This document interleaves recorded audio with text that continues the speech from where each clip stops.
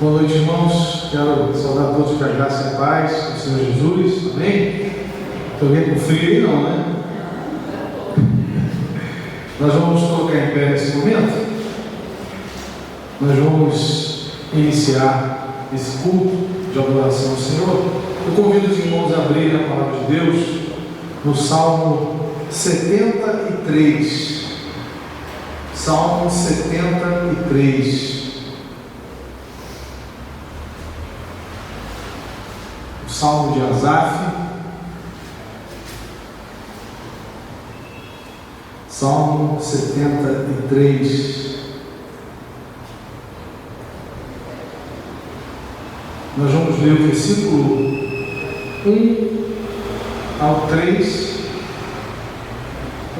Depois nós vamos ler do versículo 21 até o versículo 28. Salmo 73, de 1 a 3, depois do 21 ao 28. Você podia, Graciela, para ler para a gente, por favor? Salmo 73, de 1 a 3, e também aqui o 21 ao 28.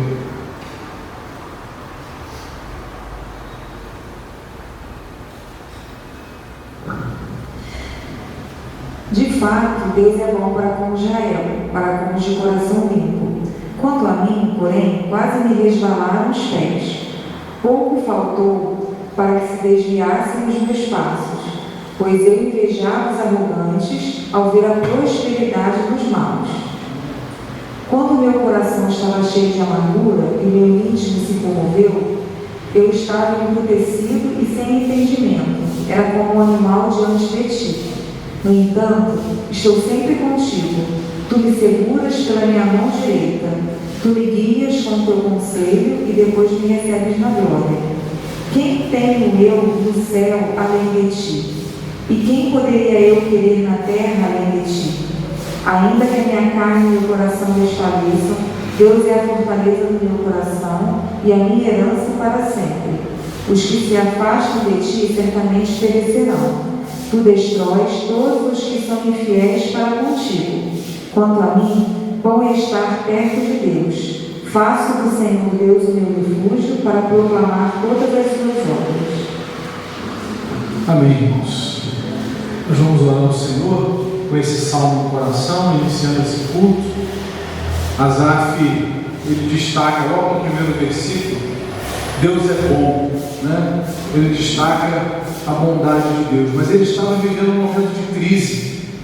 Ele diz no versículo 2, quanto a mim, porém quase me resvalaram os pés, né? Por que quase me resvalaram os pés? O versículo 3 diz, pois eu invejava os arrogantes ao ver a prosperidade dos maus. Então ele olhava para os maus, os ímpios prosperando, e aquilo fez mal ao coração dele. E ele começa a entrar numa crise, mas a palavra diz, lá no versículo 16 e 17, em só refletir para compreender isso, achei que a tarefa era pesada demais para mim, até que eu entrei no santuário de Deus e descobri qual seria o fim deles. Ele começou a meditar na casa do Senhor e ele percebeu que o ímpio, por mais que ele possa prosperar nesse mundo, tudo que ele conseguiu, se o coração dele está nessas coisas, tudo vai acabar aqui nessa terra, né?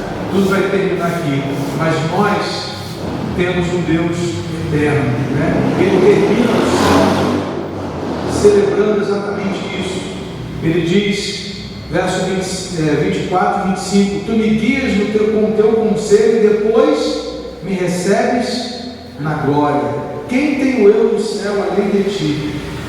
E quem poderia eu querer na terra além de ti? Ainda que a minha carne e meu coração desfaleçam, Deus é a fortaleza do meu coração e a minha herança para sempre. Amém, irmãos? Então nós vamos adorar esse Deus que é a nossa herança, esse Deus que nos guia na terra, que a nossa maior herança é a presença do Senhor, e depois quando nós partimos desse mundo, Ele vai nos receber na glória, né? Nada, nenhuma riqueza dessa terra que possa ser conquistada pelo ímpio, né, por aquele que não teme o Senhor, nada disso se compara com a comunhão que nós temos em Cristo de Jesus, com a vida eterna que o Senhor nos dá, né? Então nós temos motivos para adorar esse Deus maravilhoso, e nós podemos dizer como Asaf: Deus é bom, né? O Senhor é bom. Vamos adorar a Deus, então vamos orar, e logo em seguida nós vamos entoar louvores ao Senhor que glorificam o nome dele. Amém? Vamos fechar nossos olhos e aquietar o nosso coração. Senhor amado, nós estamos na tua presença nessa noite, e assim como teu servo no passado declarou, nós também declaramos que o Senhor é bom. O Senhor é bom para conosco, meu Pai. Mesmo que as circunstâncias que possamos enfrentar não sejam aparentemente boas, mas o Senhor é bom o tempo todo, Pai. E nós queremos nessa noite glorificar o Senhor, porque, ó Deus, Tu és a nossa herança. A Tua presença, Pai amado, é a nossa maior herança. A vida eterna nos foi dada em Jesus Cristo, Seu Filho amado. E por isso nós temos inúmeros motivos, ó Deus, para glorificar e exaltar o Teu santo nome. Que Tu recebas a adoração do Teu povo, Senhor. Obrigado por essa chuva que cai, Pai, renovando a terra, Senhor. E, ó Deus, assim como cai essa chuva, a Tua graça também cai sobre nós a cada dia. As Tuas misericórdias se renovam sobre nós a cada manhã. E o Senhor tem nos sustentado, Senhor. E o Senhor tem fortalecido as nossas vidas a cada dia. Ó Deus amado, que Tu recebas o culto que o Teu povo, Pai, separou e preparou para Ti nessa noite. Com as canções, com a meditação na palavra, com as orações, que em tudo o Senhor seja glorificado. Em nome de Jesus. Amém. Amém. Amém, queridos? Quero convidar os nossos irmãos para estarmos aqui louvando o Senhor com alguns cantos de adoração ao nosso Deus.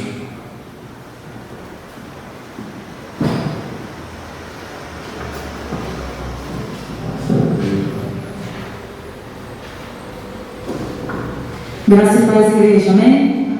Ainda de pé, vamos estar louvando e agradecendo a esse Deus que nós servimos de todo o coração, que somente Ele é digno de toda a honra, de toda a glória e de todo o louvor.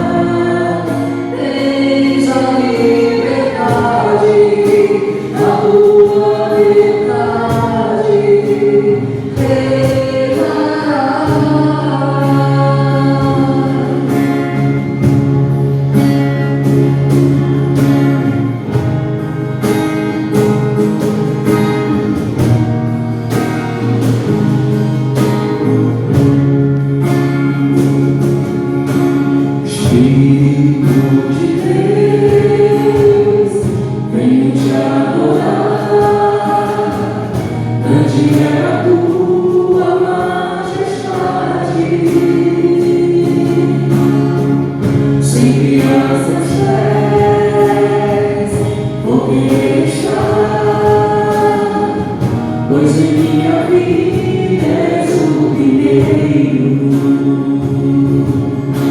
Espírito de Deus, venho te adorar, grande é a tua majestade,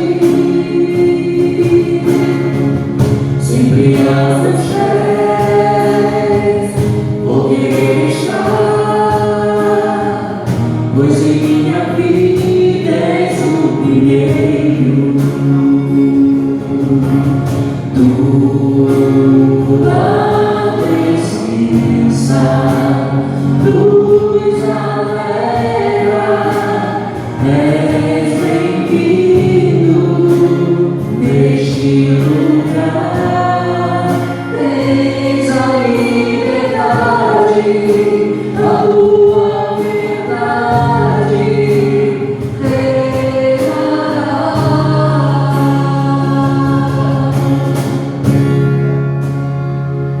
Amém.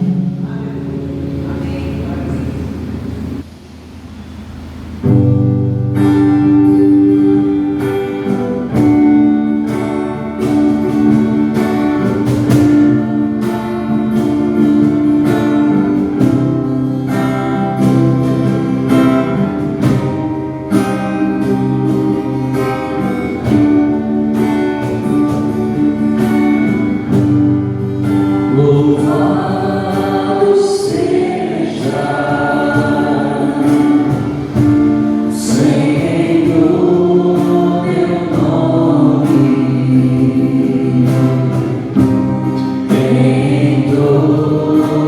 entronizado entre as nações.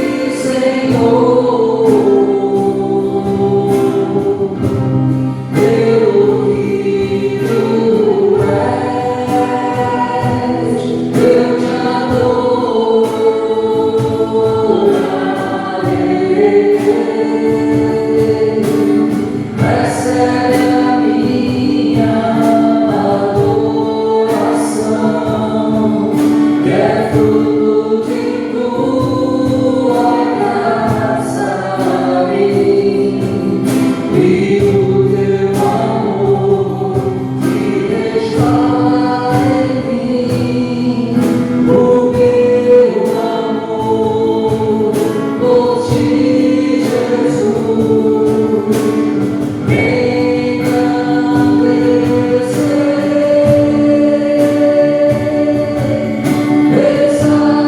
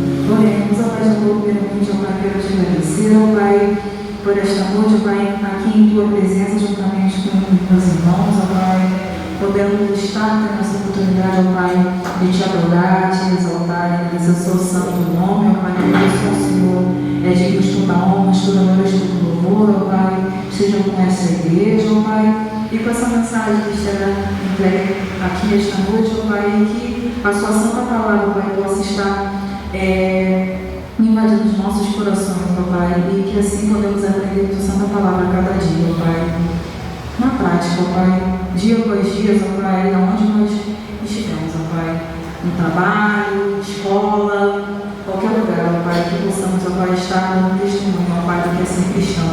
É isso que eu te peço, no santo nome de Jesus Cristo. Amém. Amém, meus irmãos. Nós vamos ter um momento de oração agora. Talvez você tenha um motivo de gratidão ao Senhor, a oportunidade que você tem de manifestar a sua gratidão. Quando nós nos reunimos, no Novo Testamento, nós temos vários textos que dizem que nós devemos dar graças, dar graças ao Senhor, celebrar o cuidado do Senhor nas nossas vidas. Então é uma oportunidade que a gente faz. Nós fazemos isso individualmente, mas quando a gente se reúne, a gente tem a oportunidade de agradecer juntos ao nosso Deus. Então, se você tem um motivo de gratidão, queria que você ficasse em pé. Nós queremos agradecer a Deus aí pelos aniversariantes. Tivemos aí no meio da semana o dia dos professores, hoje pela manhã tivemos aí uma pequena homenagem. Agradecemos aos nossos professores. Nós temos aqui na igreja irmãos que trabalharam, dedicaram suas vidas na área do ensino, Temos aqui a Gina, a Tânia, a Graciane também, outras pessoas que trabalharam em escola. Graças a Deus por essas vidas também, que é uma grande oportunidade, é um campo missionário, irmãos?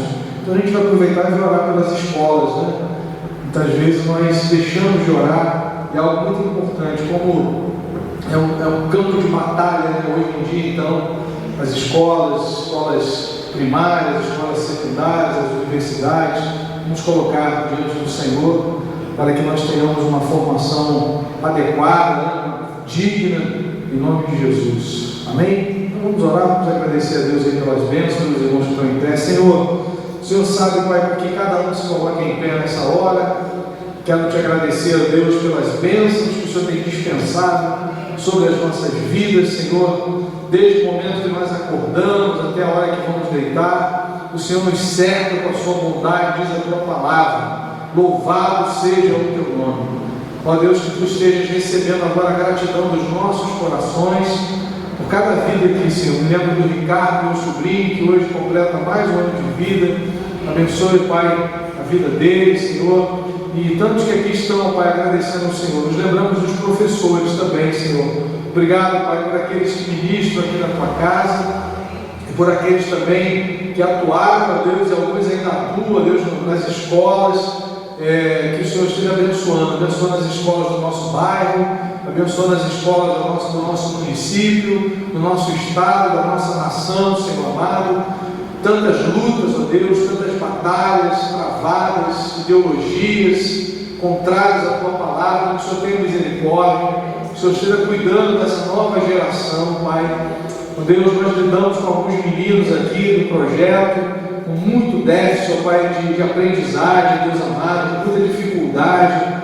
Alguns, por conta da pandemia, estavam sendo alfabetizados e hoje tem uma demanda muito grande. Tenha misericórdia, Senhor. Cuida deles, Pai, que o Senhor esteja revertendo esse quadro, para que eles possam, ó Deus, avançar, ó Deus, academicamente, que eles tenham uma dignidade no futuro também, Senhor, de trabalho, Deus, em nome do Senhor Jesus. Toma essas famílias, toma as nossas vidas, ó Pai, receba a nossa gratidão, em nome de Jesus.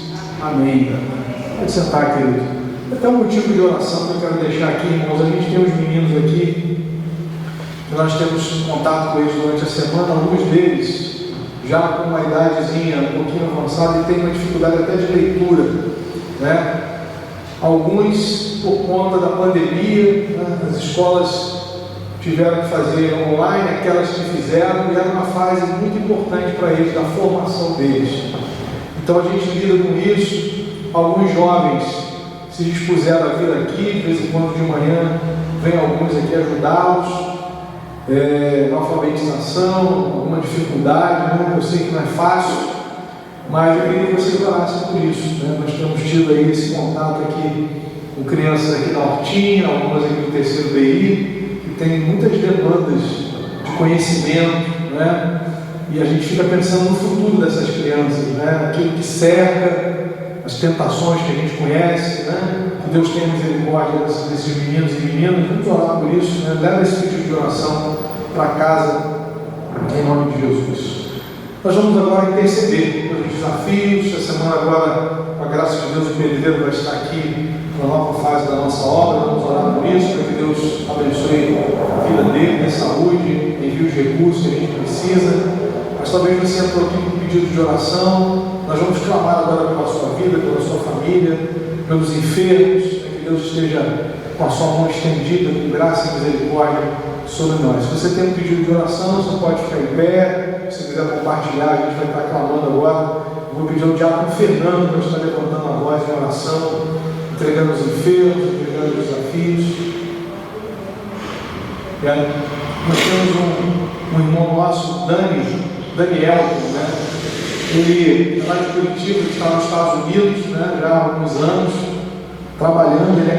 Ele dirige caminhão, esses caminhões cegonha, né? Que fazem transporte de veículos. E saiu na lei recente de que somente os americanos podem dirigir esses caminhões. Ele, inclusive, está preso nesse momento, né? Ele trabalha no país, tem residência no país, os filhos estudam, a filha está na faculdade. Está sendo um desafio muito grande de oração para a família, né?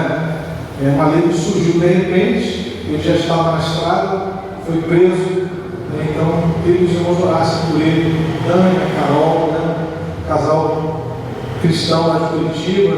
Nós pastoreamos esses irmãos lá quando eu estive em Curitiba, uma família muito querida nossa, está passando essa prova, né? Então agora tem lá uma fiança grandíssima, $15 mil, né? E a família está precisando de oração, desestabiliza a família, né? Enfim, vamos colocar diante do Senhor. Ele não está fazendo nada de ilegal, ele estava trabalhando normalmente, já está no processo de adquirir o green card, né? Mas infelizmente houve essa situação. A gente pede a nossa oração aí como igreja, colocá-lo diante do Senhor, as famílias. Já com o Fernando, por favor, em nome de Jesus. Meu Pai amado, Pai misericordioso, bendito seja o teu nome. Obrigado por mais uma oportunidade que deste para a tua casa, para te louvar, para te adorar, Senhor. Obrigado por tudo que tem feito, sabendo que não somos recebedores, mas até aqui o Senhor tem conduzido, tem trabalhado em nossa vida. Nós só temos a agradecer por tudo que o Senhor tem feito. Agora eu te peço também, esse casal, para os Estados Unidos, da nossa nova, em nome de Jesus, que possa reconhecer dando somos um pai que possa ver para o filho que sai da a necessidade. Continue o seu trabalho de você não acabar, meu Deus, toca na enfermidade, nunca só tem a agradecer. toma, Senhor, está certo. Glória a Deus. Ela está sendo graça, só o Senhor, ele na cabeça. Nós gostemos, restaurando a saúde da cabeça. Amém. Aqueles que observam a casa não arrumada, tem dificuldade de casa, toca, mais uma vez toca na integridade de cada um, a necessidade de cada um, e conforta com cada um. Internados. Senhor, abençoe também, Senhor, a nossa redondeza, Senhor, da tranquilidade, da paz, Senhor, levanta teu povo para falar de ti. Senhor, obrigado por tudo que tem feito na tua casa, todos os trabalhos que são feitos para a tua mãe e para a tua glória, Senhor. Continue trabalhando em nossas vidas, Senhor. Deixe tudo para te louvar, para te adorar, Senhor. Em seu nome, Senhor, eu te peço, em nome do seu Filho Jesus Cristo. Amém.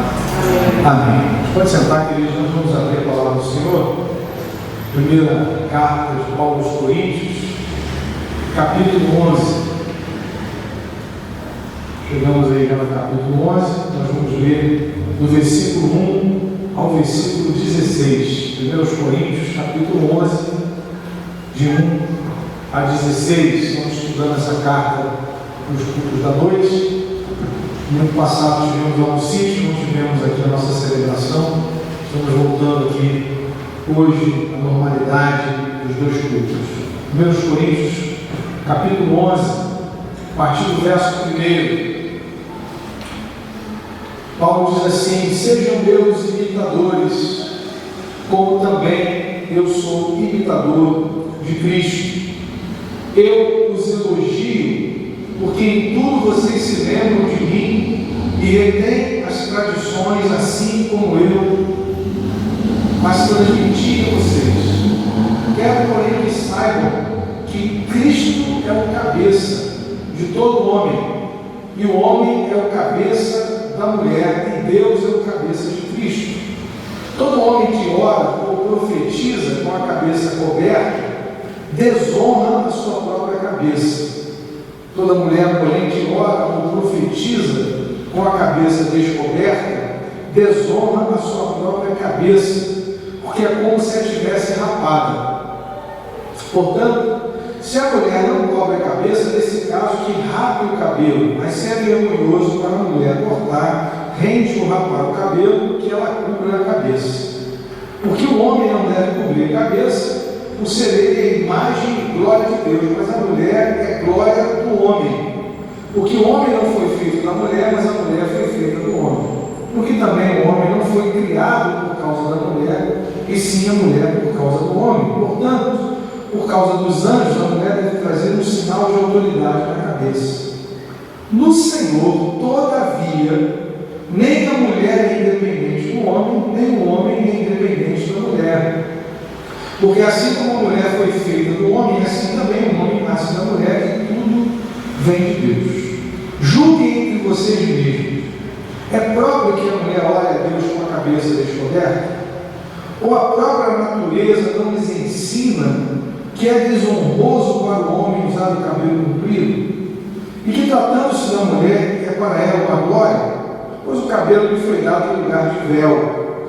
Mas se alguém quiser discutir essa questão, saiba que nós não temos tal costume, nem as igrejas de Deus. Que o Senhor nos abençoe com a leitura da sua palavra. Amém, irmãos? Irmãos, o que está aqui no contexto dessa passagem?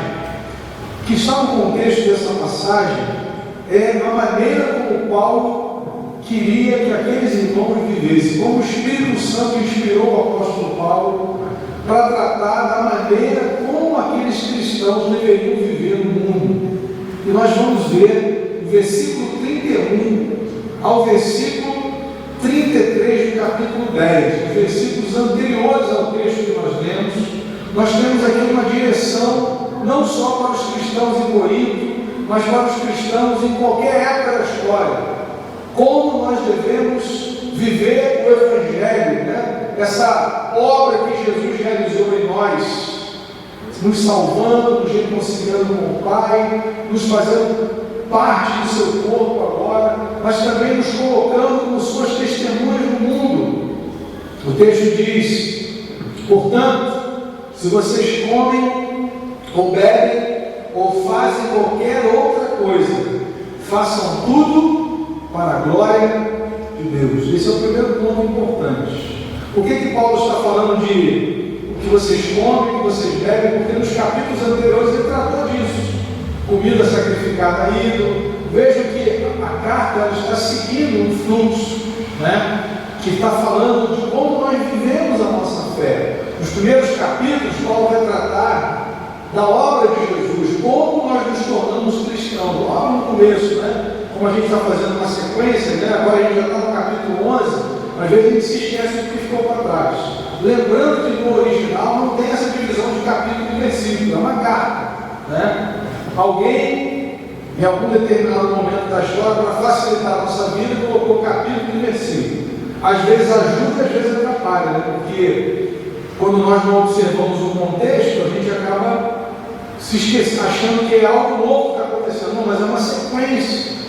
E Paulo começa lá nos primeiros capítulos mostrando que nós fomos chamados, nós fomos santificados em Cristo Jesus. E como é que nós devemos agora viver essa fé testemunhando para os de fora? Né? Você é um cristão, aí você tem pessoas que adoram ídolos, aí você é chamado para ir para a casa dessas pessoas, ou então então elas estão numa festa pagã, como acontecia lá fora, o cristão come ou não come, né? Então qual é a nossa referência? E tudo aquilo que nós devemos fazer, Paulo diz, quer comais, quer bebais, se vocês comem ou bebem, ou fazem qualquer outra coisa, façam tudo para a glória de Deus. Irmãos, isso aqui é uma direção para nós. Lá no nosso trabalho, como é que nós devemos trabalhar para a glória de Deus? Como é que nós devemos criar os nossos filhos para a glória de Deus? Como é que nós devemos olhar para o nosso casamento? Para que serve o nosso casamento, a família que Deus nos deu? Para a glória de Deus. Depois Paulo dá uma outra direção importante, versículo 32, que tem tudo a ver com esse capítulo 11. Não se tornem motivo de tropeço, nem para judeus, nem para gentios, nem para a igreja de Deus. Assim como eu também procuro em tudo ser agradável a todos, não buscando meu próprio interesse, mas o de muitos, para que sejam salvos. Não sermos motivos de tropeço. E aqui Paulo apresenta 3 grupos, nem para judeus, nem para gentios. No Antigo Testamento só existiam esses 2 grupos, né? Na perspectiva lá do povo de Israel, quem não era judeu era gentio. Mas no Novo Testamento agora aparece um novo povo, a igreja. Quem é a igreja? Judeus e gentios que creem em Jesus e fazem parte do corpo de Cristo. Paulo, nas suas cartas, vai dizer que a igreja é um mistério que estava oculto, né? Que foi revelado agora. Cristo em nós, judeus e gentios. Jesus derruba a parede da separação e faz um só povo para a sua glória. Então é isso que a gente vê no Novo Testamento. Cristãos judeus, cristãos gentios que se convertem e que agora estão vivendo num só corpo, mas convivendo com a cultura do lado de fora. Corinto é uma cidade complexa, de uma cultura complexa. Lembra lá nos primeiros capítulos, quando Paulo falou assim: vocês não podem dizer eu sou de Paulo, eu sou de Apolo, eu sou de Pedro. Por que isso que Paulo trabalha isso? Porque lá fora, na cultura deles, era muito comum isso. O sujeito ia ouvir o pregador, né? o filósofo de estimação deles. Aí Paulo diz: aqui na igreja não é assim que funciona. Porque quem é Paulo e quem é Apolo são apenas servos. Deus usa um, Deus usa outro, mas o crescimento quem dá é Cristo. Nós somos adoradores de Jesus Cristo, né? E agora ele vai entrar numa outra questão que é cultural, essa questão do cabelo, né? A questão do véu. Coloca véu, o que está a ver véu? O homem não usa coberta, né? É algo cultural que a gente não vai encontrar em nenhuma outra carta. A prova disso, lá no versículo 16, Paulo diz: se alguém quiser discutir essa questão, sabe que nós não temos tal costume, nem as igrejas de Deus. Questão de usar véu, não usar véu, né? Então a gente precisa entender que o que nós vamos ver aqui nesse capítulo 11 é algo específico daquela cultura de Corinto. O que nós devemos fazer é tentar aplicar para nós hoje, né? O que aquele problema que Paulo tratou, como aquilo que Paulo tratou naquela carta, pode ser um problema para nós hoje. A gente precisa discernir isso nessa noite, em nome de Jesus. Amém? Então a igreja estava sendo lembrada aqui sobre a maneira que eles deveriam viver, como nós devemos viver a nossa fé, para a glória de Deus, procurando não ser motivo de tropeço para ninguém, lembrando da nossa herança em Jesus Cristo, aquilo que Cristo fez para nos resgatar, para nos salvar, né? Para nos reconciliar com o Pai, fazendo de nós o seu povo, e agora devemos viver a nossa fé nesse mundo quebrado, né? Então, meus irmãos, a preocupação de Paulo aqui nesse capítulo é o testemunho para com os de fora, né? Confronto com a cultura. Como é que nós testemunhamos a nossa fé? Então, em primeiro lugar, Paulo vai falar aqui de homem e mulher, né? As palavras homem e mulher aqui nessa passagem também significam esposo e esposa, né? Veja que Paulo está falando na questão de autoridade. aí, e isso é muito importante. No versículo 2, Paulo diz: eu os elogio, porque nem em tudo vocês se lembram de mim, e retêm as tradições assim como transmiti a vocês. Então, no versículo 2, Paulo diz que está elogiando aqueles irmãos. Na semana que vem, quando nós lermos do 17 em diante, os irmãos vão ver uma diferença. No 17 ele diz assim: mas nisto que agora prescrevo, não posso elogiá-los. Então Paulo, ele tem assim uma atitude pastoral. Tem coisa que a igreja merece elogio e tem coisa que não. Quando entrar na parte da ceia, na semana que vem, os irmãos vão ver Paulo dizer assim: eu não posso elogiar vocês, porque uns comem demais, outros bebem demais, e aí Paulo tem que mostrar como é que eles deveriam se lembrar do sacrifício de Cristo. Então aqui Paulo começa falando do princípio da autoridade, meus irmãos. Verso 3: quero, porém, que saibam que Cristo é o cabeça. Então essa expressão cabeça aqui significa autoridade, né? Então a referência para nós aqui nessa passagem é a autoridade de Cristo, a autoridade de Cristo sobre a igreja. E na criação divina Deus coloca o princípio da autoridade. Quando ele fala de homens e mulheres aqui, ele está se lembrando da criação, de que Deus colocou a mesma essência dele, tanto no homem como na mulher, a essência divina, a imagem de Deus. Mas homem e mulher têm funções diferentes, né? A autoridade de liderar a família foi dada ao homem. A responsabilidade espiritual da casa foi dada ao homem. E a responsabilidade de ser a base, de ser o suporte, de ser a encorajadora, a auxiliadora idônea foi dada à mulher. Só que Paulo vai mostrar aqui nesse texto que isso não significa que um é mais importante do que o outro, porque no Senhor, ele vai dizer, versículo 11: no Senhor, todavia, nem a mulher é independente do homem, nem o homem é independente da mulher, né? Um complementa o outro, né? Só que Deus colocou o homem como autoridade, como líder, como responsável. Meus irmãos, eu estou falando para nós homens agora, o nosso papel que foi dado a nós, né? Em Efésios 5, Paulo diz que nós fomos chamados para amar as nossas esposas como Cristo amou a igreja, né? É um amor sacrificial, porque para uma mulher apoiar esse marido, a ideia de submissão é missão de base, né? De suporte, de apoio, de encorajamento, de auxílio. Para uma mulher auxiliar um homem, ela precisa entender e crer que esse homem a ama sacrificialmente, né? Então aqui é o princípio do amor e do respeito. Uma mulher que é amada, ela respeita, né? Um marido que é respeitado ama cada vez mais. Então Deus, na sua sabedoria, ele sabe que a maior necessidade que uma mulher tem é ser amada, de ter um amor seguro, de alguém que vai dar a vida por ela. E a maior necessidade que o homem tem é de se sentir respeitado pela sua esposa, né? A pior coisa que pode acontecer com o marido é ele não ser respeitado pela sua esposa, né?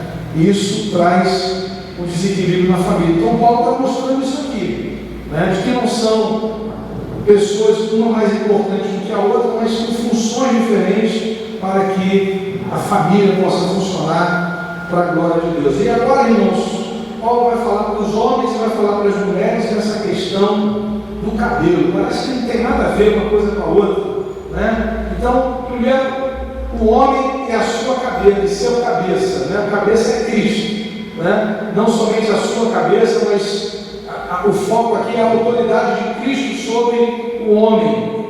Então vejam, irmãos, em Corinto, olha o que acontecia. Os homens mais ricos e respeitados, eles colocavam um turbante quando eles lideravam a oração em um templo pagão. O que isso indicava? Os homens usavam, na sua celebração lá no templo pagão, usavam um turbante, e isso mostrava que ele tinha um status social elevado, né? Então, quando ele conduzia a oração, ele usava um turbante. Outras pessoas da igreja, né? Ou melhor, daqueles tempos pagãos, daquelas religiões pagãs que tinham lá naquela questão de Corinto, olhavam para aquele homem com aquele turbante na cabeça Isso significava quem está conduzindo a gente é alguém que tem muito dinheiro, que tem uma condição social muito elevada. Agora, por que um homem que fizesse isso na igreja estaria desonrando a Cristo? Veja o verso 3. Quero, porém, que saiba que Cristo é a cabeça de todo homem. E o homem é a cabeça da mulher e Deus é a cabeça de Cristo. Todo homem que ora ou profetiza com a cabeça coberta desonra a sua própria cabeça. Ele não está, se ele estivesse fazendo isso, imitando as religiões pagãs, ele não estava considerando o Evangelho na sua vida. Ele estava tentando prevalecer com a sua autoridade carnal. Ou seja, eu tenho muito recurso, por isso eu estou liderando. Eu estou aqui conduzindo a oração, eu estou aqui liderando os atos religiosos, não porque eu estou em Cristo, não porque eu recebi a autoridade de Jesus, mas porque eu tenho uma condição social elevada. Então, é por isso que Paulo está tratando dessa questão da cabeça do homem, a cabeça coberta do homem, o véu da mulher, porque era uma questão cultural. Então, eles vieram dos templos pagãos e lá, quando iam oficiar lá os atos religiosos, o homem colocava um turbante na cabeça, para indicar que ele tinha muito recurso. Paulo diz aqui na igreja, na casa do Senhor, isso não cabe para nós, irmãos, porque a nossa identidade não é definida pelo dinheiro que nós temos. A nossa identidade não é definida por nenhuma outra coisa a não ser a graça salvadora de Jesus. Amém, irmãos? A nossa identidade foi alterada, agora nós somos filhos de Deus em Cristo Jesus. Independente da condição social, independente da nossa profissão. Porque, irmãos, o que acontece na nossa cultura ocidental? Uma pessoa, muitas vezes, ela é definida pela profissão dela. Chega alguém aqui e fala assim, aqui é o doutor fulano de tal. Mas um dia essa pessoa vai se aposentar. Isso aqui é um médico fulano de tal lá do CHM, lá do Copa d'Or. Mas no dia que ele se aposentar, ele vai entrar aqui de novo e a gente vai dizer assim, isso aqui é um ex-médico. Se a profissão define ele, se é a profissão que define a identidade dele, no dia que ele se aposenta, ele perde a referência. Já perceberam que isso acontece com muita gente? Que o trabalho é, às vezes, até um ídolo do coração, e quando essa pessoa se aposenta, ela perde a referência, ela não sabe o que faz mais. Os primeiros 6 meses vai para a praça jogar dominó, só que no 7º mês já vem aquela crise, já vem aquela monotonia, vem o tédio, ninguém aguenta jogar dominó a vida toda. Enfim, o que define a nossa identidade é Cristo Jesus na nossa vida. Sabe por quê? Porque quando os nossos olhos se fecharem aqui da história e se abrirem na eternidade, nós vamos adorar o Senhor eternamente. Se alguma coisa nessa terra é que domina a nossa vida, seja a profissão, até mesmo a família. Não, a minha família é que me define. Lá os filhos casam, vão lá para os Estados Unidos, cara? Um vai para os Estados Unidos, outro vai não sei para onde, aí você fica. Não, irmãos, a nossa vida está em Cristo. Nós amamos os nossos filhos, nós amamos os nossos netos, nós amamos os nossos cônjuges, mas a nossa aliança primeira é com Jesus. É essa aliança que vai definir todas as outras. Nossa aliança familiar, a nossa visão do trabalho. Então o problema aqui é que os homens queriam ir para a igreja colocando aquele turbante para se vangloriar da sua condição social. Para você esquece isso. Aqui não. Aqui não. O homem aqui não vai usar nada na cabeça. A autoridade que está sobre ele é de Cristo. O cabeça aqui é Cristo. Ele é o Senhor da igreja. Amém, irmãos? Então é uma questão cultural. Às vezes a gente lê esse texto e a gente não entende absolutamente nada, porque Paulo não vai falar disso em nenhuma outra carta, porque em nenhuma outra cidade tinha esse mesmo problema de Corinto. Então só aqui a gente tem essa questão da cobertura da cabeça. Então ele diz ali, no versículo 4, todo homem que ora, profetiza com a cabeça coberta, desonra a sua própria cabeça. Que é uma questão cultural. Nós fomos redimidos por Cristo, pela graça mediante a fé. A autoridade exercida na igreja é de Cristo, que Ele dá ao seu servo, não a autoridade do Estado social. Não é? Jesus falou assim: este que vos dou, toda a autoridade me foi dada no céu e na terra. Né? Vão e façam discípulos. Então a igreja, quando ela prega, quando ela vai realizar a obra do Senhor, ela vai debaixo da autoridade de Jesus Cristo.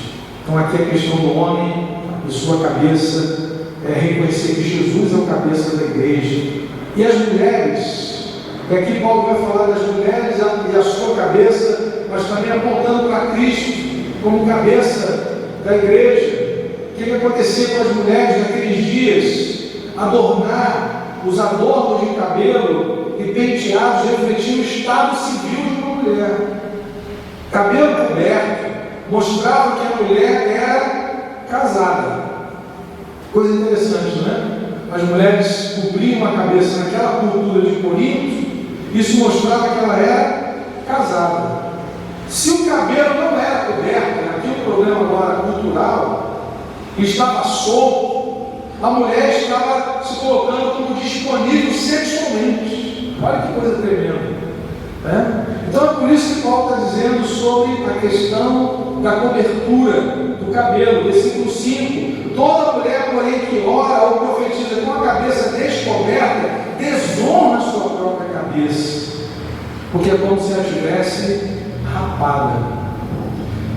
Então, para que não passasse uma imagem de alguém sexualmente disponível, Paulo mandou que as mulheres cobrissem a sua cabeça com o véu. Né? Se uma mulher na igreja de Corinto se levantasse com a cabeça descoberta, ela estaria escandalizando tanto a igreja como os de fora. E Cristo não seria glorificado como era o ideal de Deus para aquela igreja. Né? Paulo diz: tudo que vocês fizerem, façam para a glória de Deus. Então as mulheres deveriam, as mulheres casadas, né, elas tinham lá o seu penteado, elas também usavam o véu, demonstrando essa autoridade, né, que elas estavam debaixo da autoridade dos seus maridos, que elas viviam numa relação conjugal legítima, e aquelas que não eram casadas deveriam se cobrir, não se colocar como disponíveis. Né? Então os comentaristas mostram isso. Quando elas iam para a igreja com a cabeça descoberta, com os cabelos soltos, elas estavam se colocando como uma mulher qualquer, uma mulher vulgar. Para evitar esse escândalo, Paulo diz: olha, você deve cobrir a cabeça. Aí a gente vai em algumas igrejas onde tem véu. Não tem nada a ver, uma questão cultural só de Corinto. Não tem essa orientação para Efésios, não tem essa orientação para os Gálatas, não tem essa orientação para os Tessalonicenses, para os Filipenses. Por quê? Porque era uma questão só de Corinto. Né? Havia esse problema cultural. Né? Aí talvez você fique pensando: pastor, para nós isso não tem nada a ver. Né? Realmente, essa questão do véu, para nós não tem, mas como é que a gente pode aplicar isso no nosso caso? Né? Então, no nosso caso, como estaríamos tentando mostrar status de forma carnal na igreja? Né? A gente não vai entrar aqui de turbante, né? Como alguns vieram lá do paganismo, lá de Corinto, onde eles usavam turbante para dizer que eles eram ricos. Né? Então, no nosso caso, a gente não vai ter esse problema, mas como é que isso poderia acontecer? Né? Mostrar um status de forma carnal, às vezes através dos títulos. Né? Sou pastor fulano de tal, eu tenho título tal, né? Eu sou de uma família tradicional na igreja, eu tenho vários cargos na igreja, estou aqui há tantos anos na igreja. Né? Às vezes demonstrando um status carnal. No reino de Deus, irmãos, o maior é aquele que serve. Amém? O nosso exemplo na igreja é o Senhor Jesus, o Filho de Deus.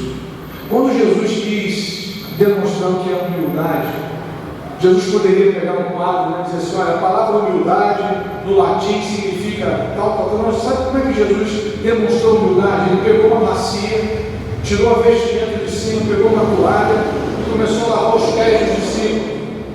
né? E aí, aquele constrangimento, imagina a cena, irmãos, o Filho de Deus, eterno como o Pai, santo, perfeito, vem na sua direção com uma bacia, com uma toalha, Daniel, e se abaixa na sua frente e começa a lavar os seus pés.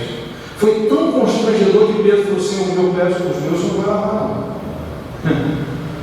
Pedro deve ter se sentido assim, né? Eu vivi uma experiência dessa. Eu fiz um curso lá na igreja de Atibaia, na primeira igreja batista, e no último dia, irmãos, tinha um jantar, né? Um jantar. Sabe quem serviu o jantar? Os pastores da igreja.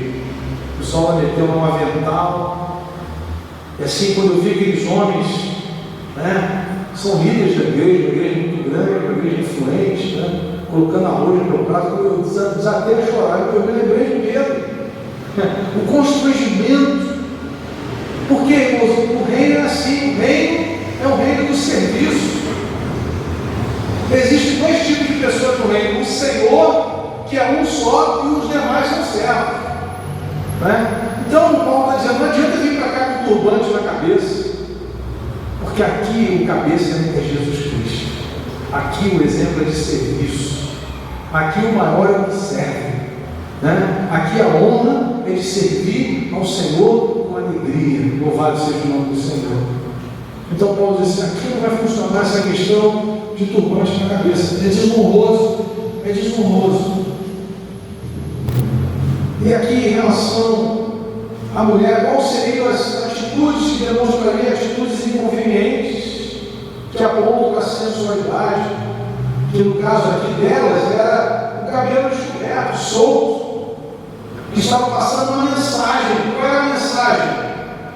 Eu estou disponível sexualmente, como acontece lá fora, como acontecia naquela cultura de Corinto. Então Paulo diz assim: vamos criar escândalo para não passar uma imagem de que você, que é servo de Jesus agora, que talvez viveu essa experiência lá fora, mas agora você está em Cristo, para não escandalizar, coloca o véu na cabeça, né?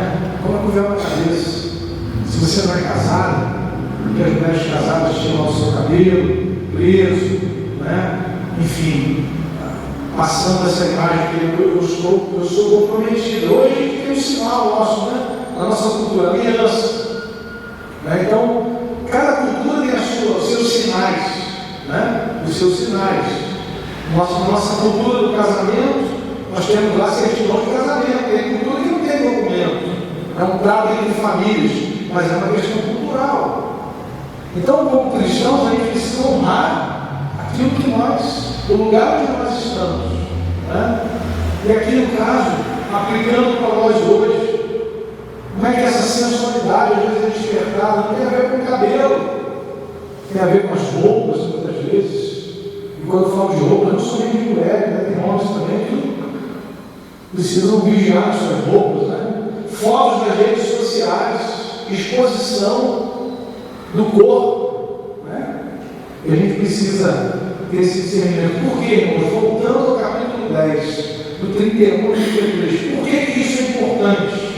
Porque tudo que nós fizermos tem que ser para a glória de Deus, né? A roupa que nós vestimos, a linguagem que nós temos, a maneira como nós nos portamos, precisa refletir o Evangelho no nosso coração.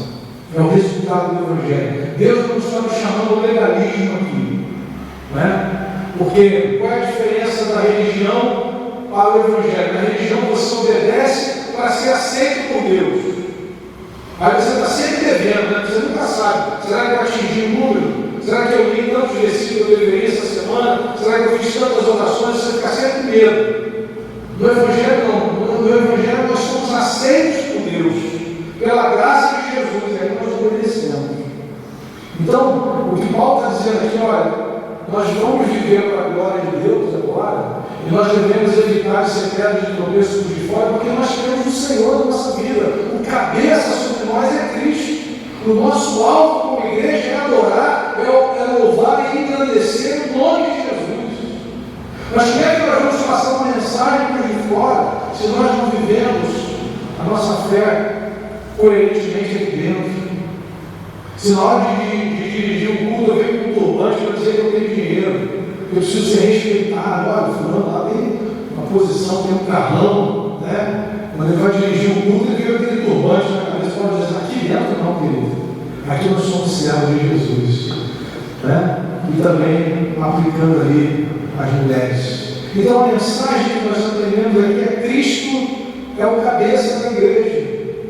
Ele nos comprou com seu sangue para que vivamos para a sua glória. Amém? Essa é a grande ideia da passagem. Cristo nos comprou com seu sangue para que nós possamos viver para o louvor da sua glória. Nos nossos relacionamentos na casa do Senhor, no nosso testemunho para com os de fora, para a glória de Deus. Amém? Que o Senhor possa nos abençoar, que o Senhor possa nos encorajar cada dia mais, irmãos, a darmos um testemunho coerente. O problema do Brasil não é falta de igreja, né? O brasileiro não pode dizer assim: eu não me converti porque eu não tinha igreja dentro da minha casa, principalmente em São Gonçalo. O problema não é falta de porta aberta. Às vezes o problema é mau testemunho mesmo. Mau testemunho, né?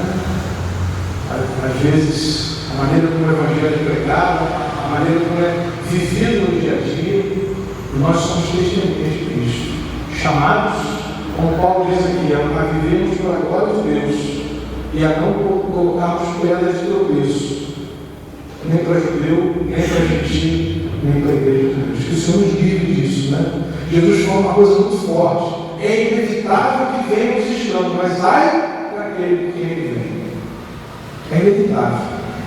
Né? Por que é inevitável também? Porque até que ele venha, o joio cresce no meio do trigo, né?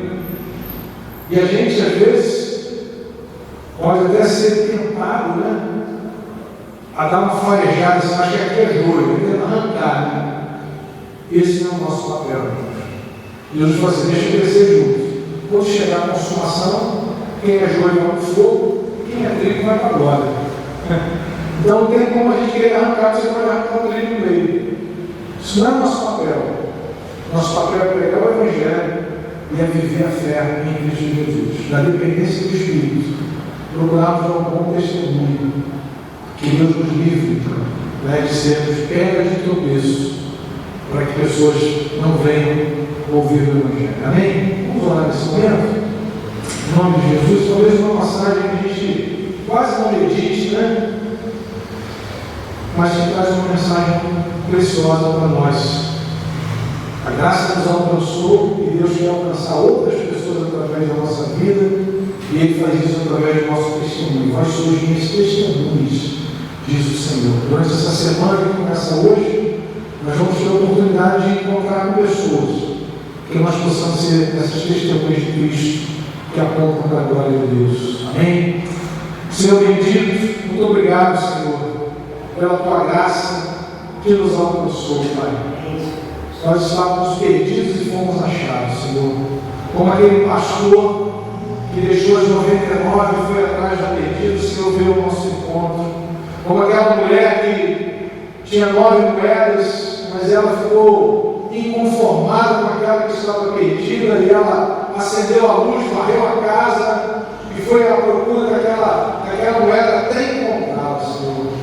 Como aquele filho que voltou para casa e o pai o recebeu com alegria e mandou colocar uma roupa nova, colocou anel no seu dedo. Assim o Senhor fez conosco, Senhor, para que a sua vida agora possa ser exalada, Deus, para que possa fluir de nós essa vida, a vida de Cristo, que nos salvou, que nos regenerou, que nos selou com o teu Espírito, Pai amado, para que nós possamos testemunhar para aqueles que não conhecem o teu nome ainda, de que Jesus é o Senhor, que o cabeça da igreja é Cristo Jesus, que a nossa autoridade não está na nossa condição social, não está nos títulos que nós temos, mas a autoridade de Jesus sobre o seu povo.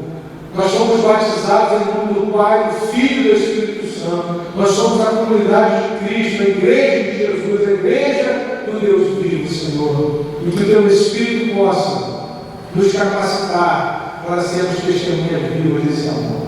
Obrigado, Deus, por esse tempo juntos. Que o Senhor receba a nossa adoração em nome de Jesus. Amém. Amém. Vamos ao Senhor com mais uma oração.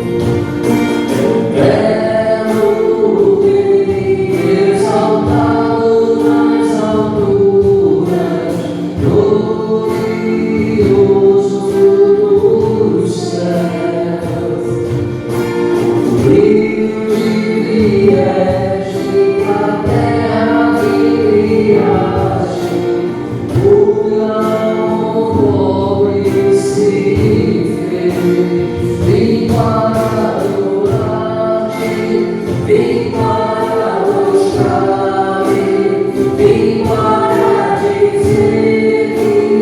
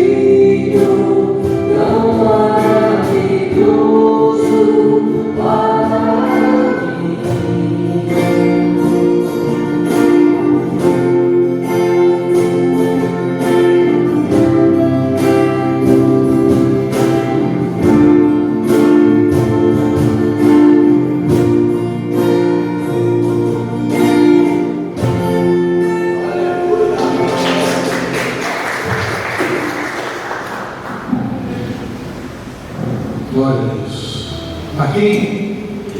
Tem caldo forte? Tem um caldo forte aí, vem, irmãos? Vamos terminar de mãos dadas aí, em nome de Jesus, vamos nos unir. Está frio, né? Vamos juntar as forças aí.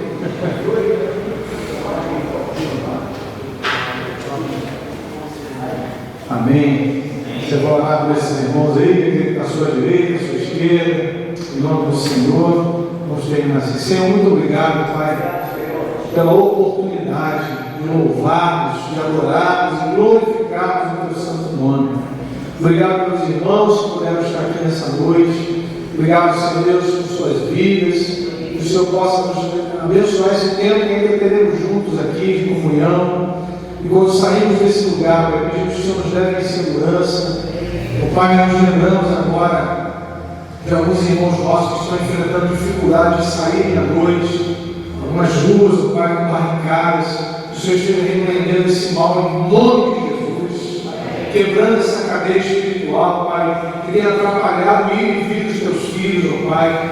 Joga por terra essa ação maligna em nome do Senhor Jesus. Clamamos, nos lembramos deles nessa noite, Pai. Entregamos aqui, Senhor Deus, a Sueli, a Cristina, a irmã Maria. Ó Deus amado, tenha misericórdia, Senhor, e repreenda, Pai, essa malignidade aqui do tenente Jardim, está mudando esse quadro para o louvor da tua glória. Nós oramos assim, Pai, entregando nas tuas mãos, as nossas vidas, tudo que vamos fazer nessa semana, como lemos nessa noite, seja para a glória de Deus. Em nome do Senhor Jesus, que a graça de nosso Senhor e Salvador Jesus Cristo, o amor de Deus, nosso Pai, a comunhão, o consolo, o revestimento do poder do Espírito Santo, sejam sobre nós, sobre todo o povo de Deus, desde agora e para todos sempre. Amém. Deus abençoe.